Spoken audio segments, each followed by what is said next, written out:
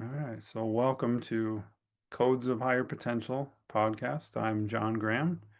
Today I'm joined by Nick. Nick has joined my first podcast. I want you to just quickly introduce yourself, Nick. Tell everyone who you are. Sure. Our name's Nick Smith. Um, I am a father, an entrepreneur, a mentor. As far as businesses go, I've been involved in construction, property development, and prior to that, I had a sales background. I'm a qualified Sparky as well, which was seems like a lifetime ago now. But in terms of the things that are most important to me today, is family. I homeschool my daughter. I have a young son as well. In a committed relationship of almost 14 years with my partner Renee, and I'm deep in the journey of reconnecting to self, reconnecting to my own culture. I'm from a little country called New Zealand, down the bottom of the world. And yeah, I'm just excited to be here today, John. Honored. I didn't realize this was your first podcast until we got together just prior to hitting the record button. So I'm very honored to be here for that. Thanks for having Yeah, there's all kinds of surprises on this podcast. me. So, but I like, there's a lot you and I have in common. Father, entrepreneur, homeschooling, kids. So I'm sure there's um, a lot of things that'll come forth in this conversation. So you've brought some questions, you have some interest. I'm gonna hand it over to you and ask me whatever you'd like. Yeah, sure. Well, first I thought I might, if it's okay with you, set the scene with how you and I met, how we know each other. Never met face to face. It's always been through one of these. For those who don't know, John and I belong to a program known as LIM, founded by Philip and Amanda Lee Attar. And it's pretty hard to put what LIM is in a box, but it's a method. It's an innate method that um, how do I describe it? It's a energetic somatic surrender that helps you to connect with the essence of what you truly are, the energetics before form. There's a lot there. I'm sure we'll get into more detail about what that is throughout this conversation. But we met, John, as you know, in that program that teaches that technique. And so I was just saying to you, when you asked me to prepare some questions for this, is that I actually don't know too much about John, aside from what we do within LIM, which we go very deep into the depths of self there. So I know a lot there, but then I know, like you said, you're a father, you're an entrepreneur. But what I don't know is much about your story, your background. What are the key experiences that have shaped you into the person that you are today? That's what I'd be most interested in hearing about first, John. Yeah. Oh, thanks for that. A lot of people love the stories, right? The stories of Yeah. others. Um, people know me as a memory champion.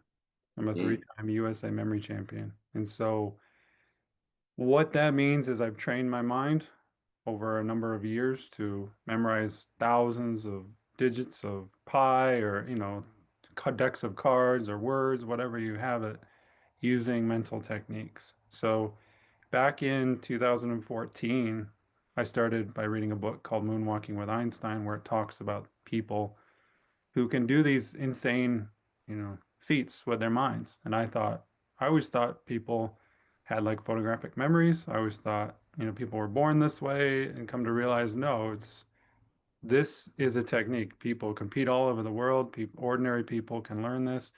It involves visualization, imagination, association, using places that memories, emotions. And so I just got really excited. I thought, wow, this is my ticket to being someone in this world, right? Because I always wanted to be someone. I always wanted to be famous. I always wanted to like, be accomplished. And so I took off with that technique. And like after 4 months of training, I started competing in world championships, just walking in, like quite literally off the street, meeting some of the best competitors in the world. But so just to summarize my story, the first competition I ever did was a world championship in China. and I completely bombed. Like I knew the techniques, but I walked in there and there was an insane amount of pressure within me. I mean, there's a room full of 500 competitors. It's dead silent. You could hear a pin drop. We're all memorizing. We're all looking at the sheets of paper, and my heart is pounding onto my chest. Like the whole 45 minutes of the first event. And I almost got up and walked out. Like it was so intense. And I didn't know how to handle that. I had never experienced that amount of pressure before. You know, I'd taken tests in school, but it was nothing like that. And so almost walked out like 3 times that whole tournament. Like it was so intense. I made it all the way through, but I completely bombed. And from then on, I was always trying to figure out how do I perform under pressure? Like Mm, I can do it in my, I can do it in my upstairs in the quiet. How can I translate to the stage, to the event? And so that's where I'm at is over the course of 10 years in my career, I went through a lot of difficulties performing. So there were a couple instances where I froze up, just like deer in the headlights, freezing up on an online competition. I made some excuses about what it was. I was embarrassed. I had panic attack at another world championships. Like there was a lot of stuff that was coming to the surface. Um, and I would train under chaotic circumstances. I would train under, you know, heavy music in my ears, doing a bunch of push-ups. I would try to train for it, but still, no matter what I did, it would come to the surface. And it wasn't, again, not just normal like stress. It was just, I felt like there was something wrong with me. Like, how come yeah, other people well, are experiencing this? So that led to, after winning 3 championships, this was a couple years ago, 2023, I started having like daily panic attacks. this was after winning It was championships, did after, you say? after winning. Wow. This was actually between my second and third championship, if I'm correct on the timeline. Yeah.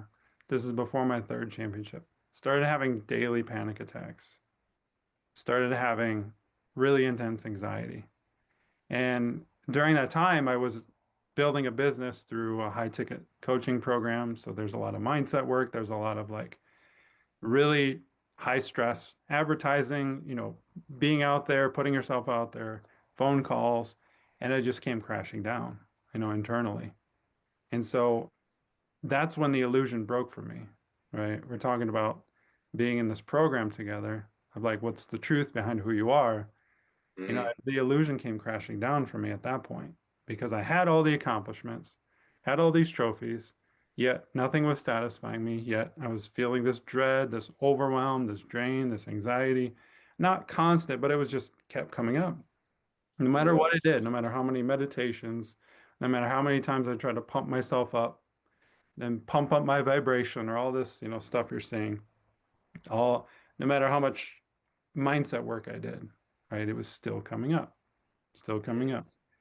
And so I came crashing down and I had this intuitive sense. It was like the darkest time in my life. I mean, I was scared. I thought I was going to die.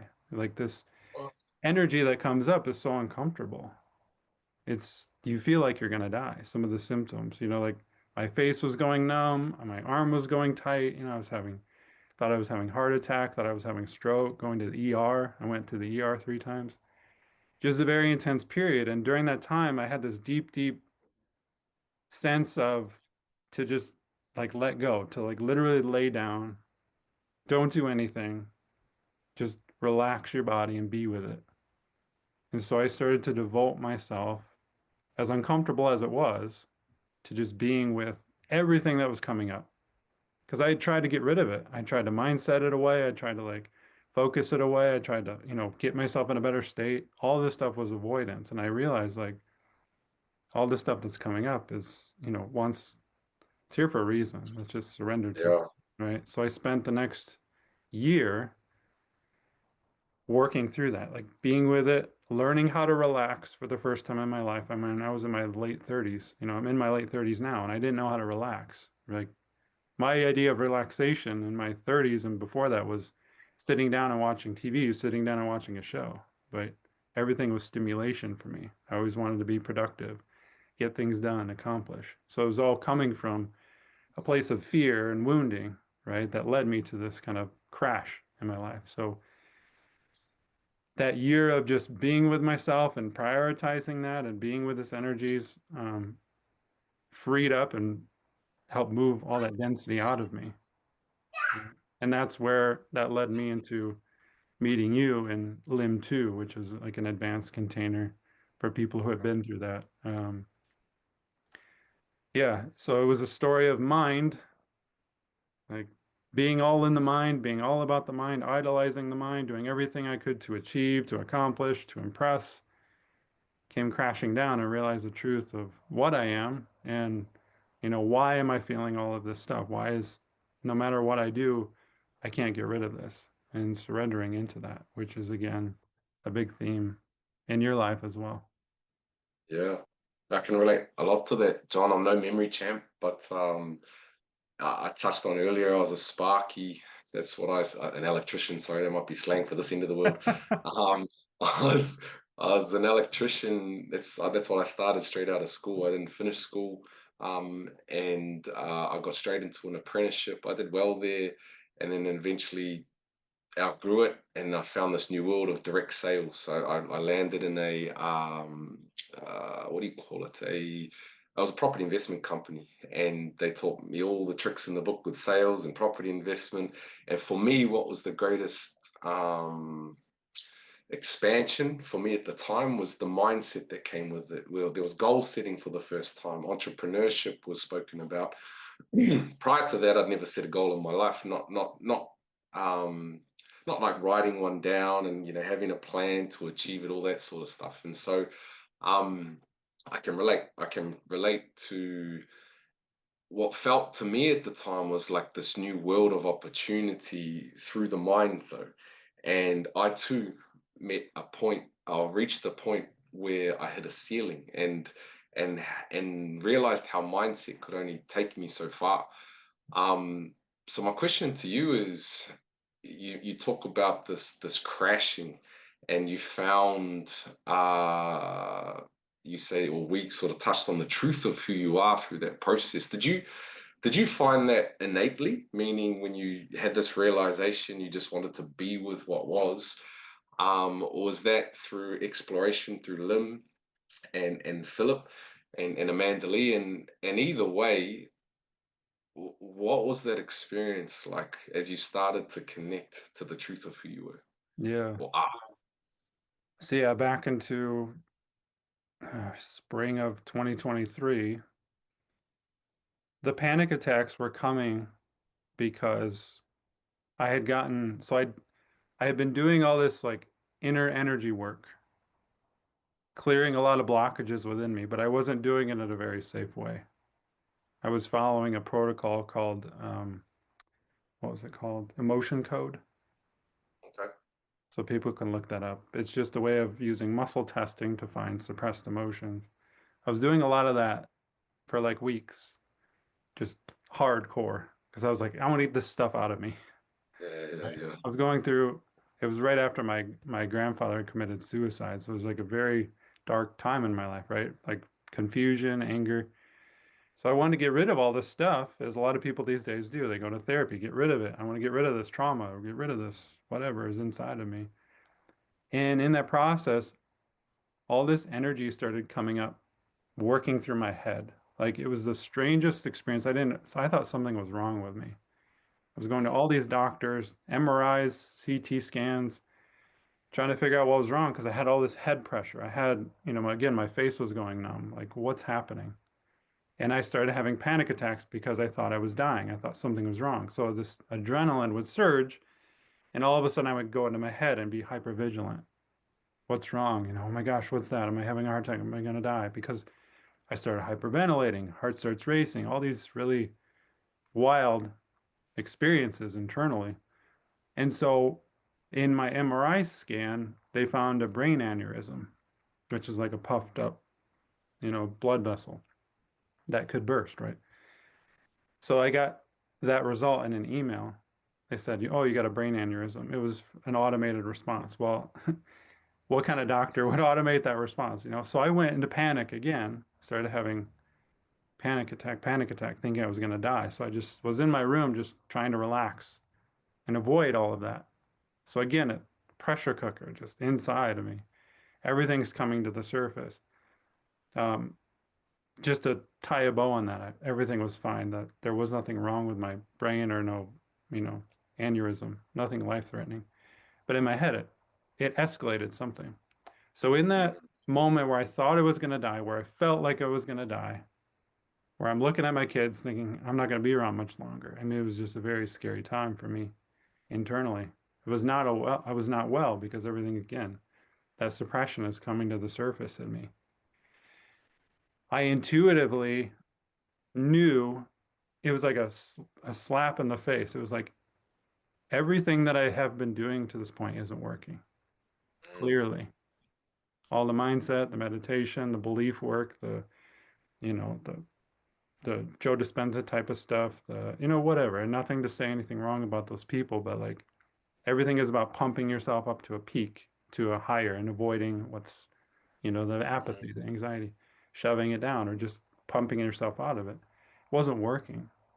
And so I intuitively knew I have to do the exact opposite of what I have been doing.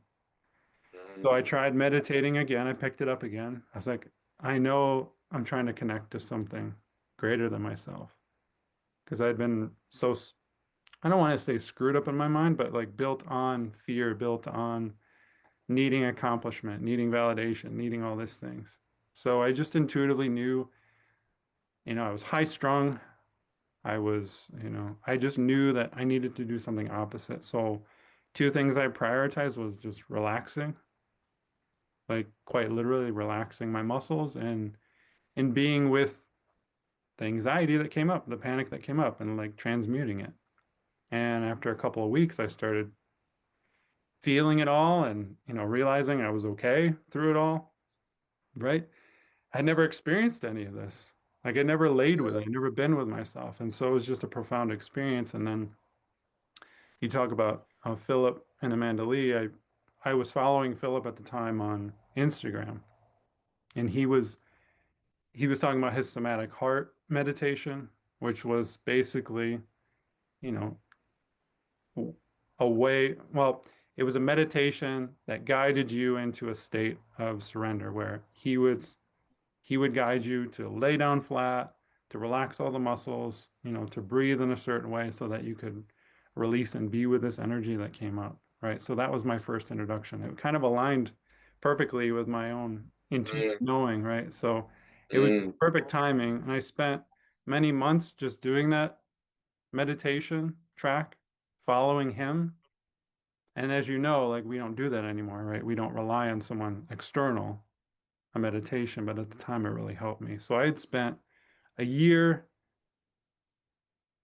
maybe a little less than a year, just surrendering and being with myself, prioritizing that until, you know, I joined his container of Lim in 2024.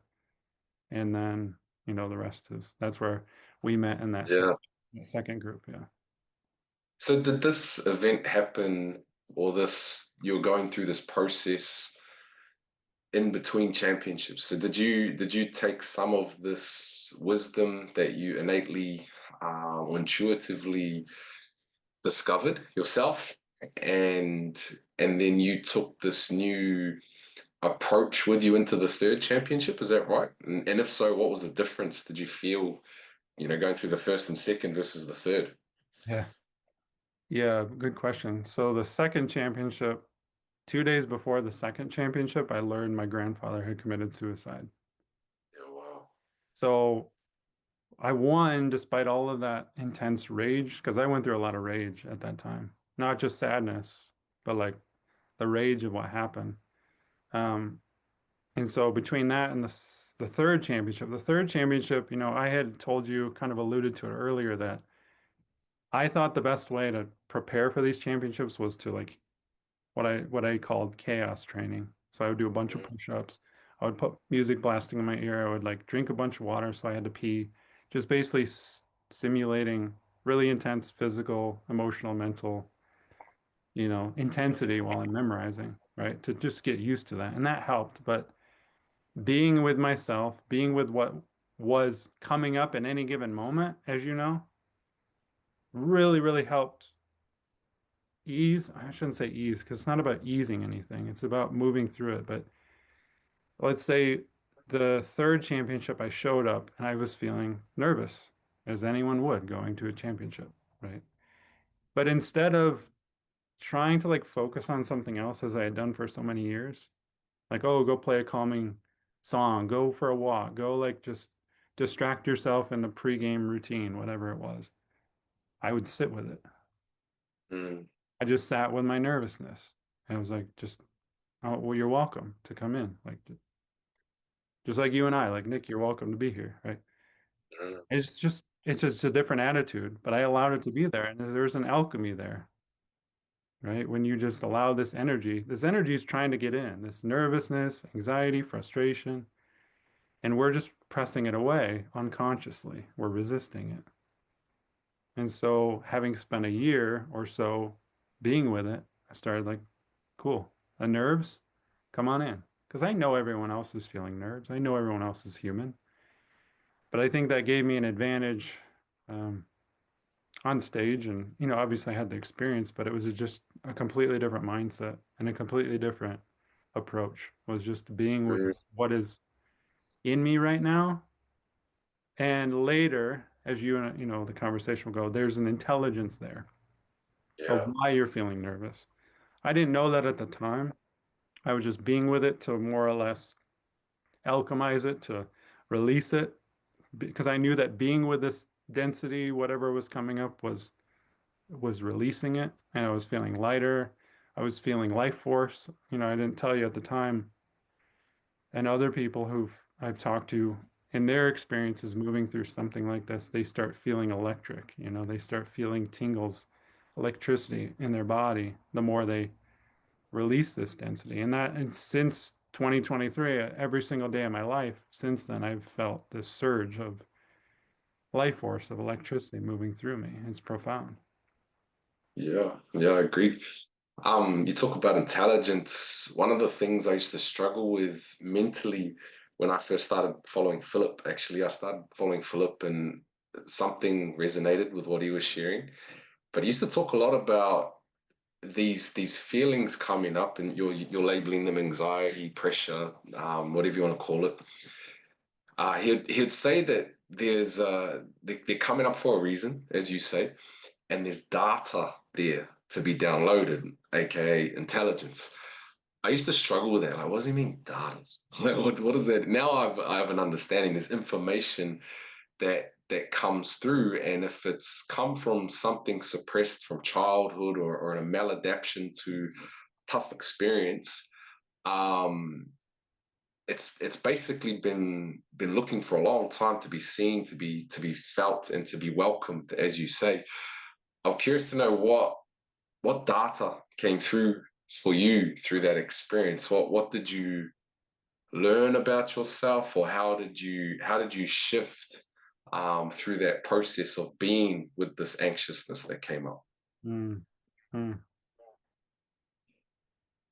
I realized that it wasn't me. It was just something that wanted to move through, right? I mean, there's so many codes or, as I say, or data that moves through. A lot of it I don't understand. Most of it I don't understand because it's this intelligence that's moving through you at all times is so beyond any comprehension we have that a lot of it gets integrated in us. And unless we're introspective and looking for it, we don't really understand the changes that are happening. Some of it's visible in us. But I guess one of the main things was in all of this, everyone's trying to be a better person, better in relationships, better in their life, financially, whatever. And everything that's external reflects your internal, right? As you know, is a mirror of life. So what I learned and the code that unlocked for me was when I started treating myself royally, and I don't know why I'm saying that, but when I started being with myself, prioritizing myself, and not in a selfish way, but I wasn't okay on the inside. And I think a lot of people go through that. A lot of people are there where I'm self-centered. Doesn't mean I'm a bad person, but Everything that I'm doing right now is for me. I'm trying to make money. I'm trying to grow in fame and accomplishment. I'm trying to make businesses so I can, extract. Again, it doesn't mean I'm a bad person, but again, I didn't realize how self-absorbed I was, self-focused. Every time I took a sales call, I wanted the sale, right? Unconsciously. I wasn't always trying to serve the other person.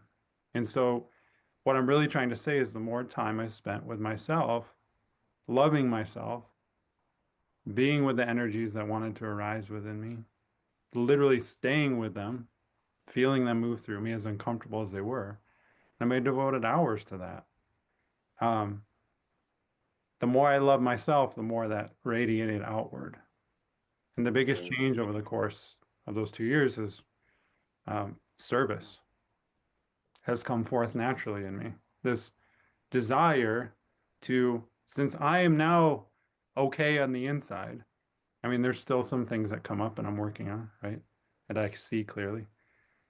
But most of this density, that self-absorbed stuff, these impressions, these preferences that I had have dissolved to the point where now how can I serve not just the people, but this moment, right? mm, How can because I've been so intimate with myself that now I can be intimate with the world in a way. I can be intimate with my wife. I can be intimate with my daughters because I understand myself so well. I feel myself. I feel every ripple that's moving through me. It doesn't, not at all times. I'm not perfect, but I'm with it. I'm with myself so much. I've been through that adversity so much inside of me, the alchemy, that now so much is cleared up that I can be with other people. And I think that's the biggest code for me. mm. But it all started with me. And I think everyone has to start there is we're all trying to serve and be good people. But as you know, not only do we have a lot of suppression inside of us, some people call it trauma, it's just, things that happen to us, whether we realize it or not, that have contracted us, quite literally. Mm, Our muscles, our tissues, our heart, whatever it is, just holding in all of this. But it's also conditioning. We're taught through adults and media and church and all of these things how to be in this world. Whether it's well-meaning or not doesn't matter. So a lot of it comes from distortion mm. of separation. And so when we're baked in that, and when we have all this oppression, we're not well on the inside. We can't go and serve this world because anytime we try to serve the world with this stuff inside of us, we're just self-centered. We Mm, mean well. I can say I'm a heart-centered entrepreneur, but if I go on the phone and I try to manipulate people just a little bit to get a sale, am I heart-centered? You know what I mean? mm. And Yeah, so it was a mask. And so the more that I've released and revealed, the more I can actually say that quite genuinely that here I am in this world to truly serve. And it's not just serve the world and save the world, but serve the moment that's in front of me that was presented to me divinely. yeah, wow. No, I resonate with a lot of what you're saying, John. I think what's lacking a lot in the world today is two key things. You've talked about loving yourself. Um, I don't think many people know actually how to do that or who yourself actually is. A lot of people will look at loving yourself as bubble baths and getting your nails done, getting a haircut, going out for golf with the boys, whatever that may be. And there's no doubt that those things can be enjoyable and they can be a way to love yourself, but without understanding truly who you are, like you talked about, one of the biggest codes you got was that the first thing you mentioned was that that wasn't actually you. And so prior to that, you'd felt that something was wrong with you. And now you've created, I'd say almost, tell me if you see this differently, but perhaps a healthy separation with something that you used to label as, okay, something's wrong with me. Now you see, actually, this is just energy that's trying to move through me. And so you're able to make that distinction. Um, I think uh, what you've demonstrated is the best way possible to love yourself. What what could be a better way to love yourself than to allow yourself, however you're feeling in this moment, to be as you Mhm. are? That's acceptance. That's unconditional love. There's no judgment from the conditioned mind saying, oh shit, I've got some memory championship to take on here. I need to push this to the side. I can't be with you now, this feeling or that feeling. What greater way to love yourself than just to surrender or relax, as you said, into what is? To me, that's a little code there for your viewers, perhaps, of perhaps some of the greatest missing pieces of knowledge that exists. Like I don't think many people know how to do that. And from there, as you say, you now have the ability to serve the world, to love and be intimate with those closest to you, to serve the moment, to actually be here present in the moment outside of the conditioned mind and be with what is on a moment to moment basis. So yeah, that's I think that's a really key point. I just wanted to jump on that a bit more. But my question I've got for you, John, is I might be projecting here because I relate to a lot of your story, right?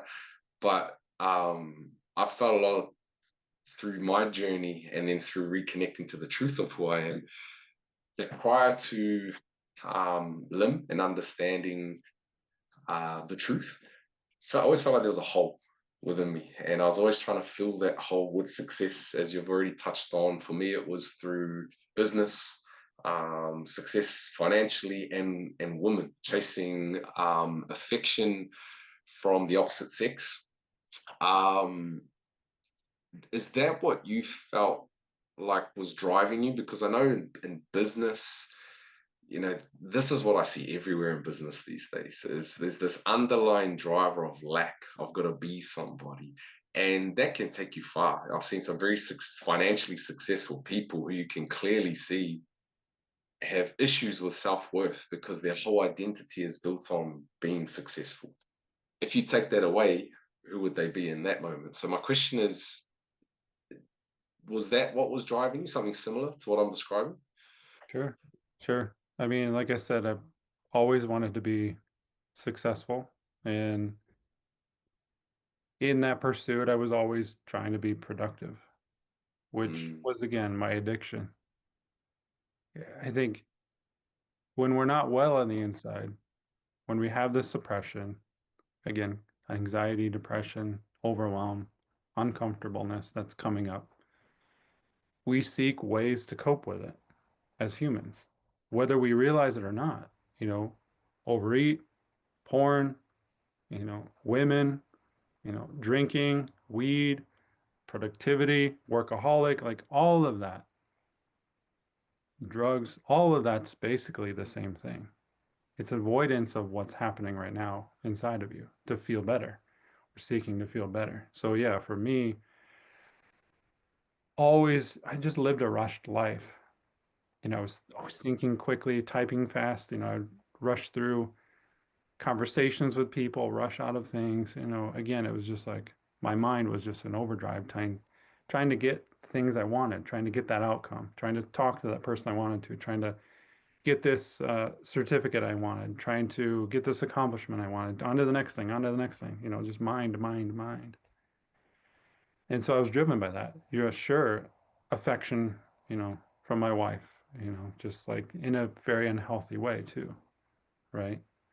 And yeah, that driving, again, that illusion shatters when you realize, and I hope people take this seriously, is introspectively. It doesn't make you wrong, but what's motivating you?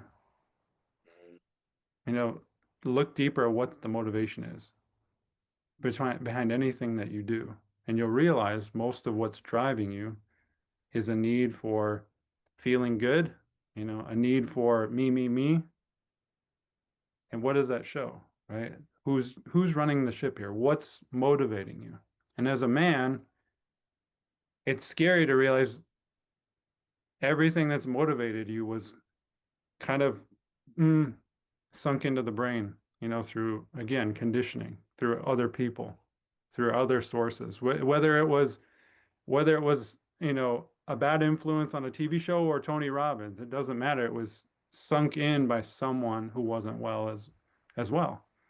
Someone who was teaching you to get something for yourself, to extract from life, right? It doesn't mean everything 100% was motivated that way, but for me, when I look deeper, why did I want success and accomplishment? Well, I wanted love, right? I wanted everyone to look at me and admire me. Well, why? Why did I need, Mm, if I'm whole? Well, I wasn't, I wasn't feeling that way. I was shattered and internally fragmented, and I was seeking a feeling to satiate me, right? It was just like a never ending, I was blocked, right? If you will. yeah, All this suppression, all this conditioning was blocking me from feeling these things. That's why we're always seeking the next thing, right? So again, um, I think the first step for anyone is to just let's shatter that mirror, let's shatter that illusion. What's motivating you? Why do you need all those Reese's at night? Why do you need, porn? Why do you need, and people say, well, it's just a thing, I do it for fun. But like, if you were to just sit with yourself instead, why can't you feel happy? And like, it yeah, draws a deeper introspection, and it might help people realize that there's something in the way of me feeling whole. If I should be feeling whole and fulfilled and nourished, from this energy, this life force, this divine intelligence that's within me, why am I not feeling that way? If you want to listen to the full podcast episode, join the Patreon. On this Patreon, you'll get full access to me with Q&As, full podcast episodes, exclusive videos, classes, and more. That is at patreon.com/John Graham.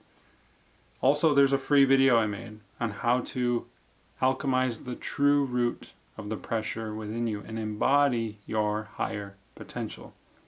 This is a counterintuitive process. This is unlike any of the mental or peak performance methods that you've tried in the past that have gotten you only limited capacity. If you want to watch that video, go to codesofpotential.com.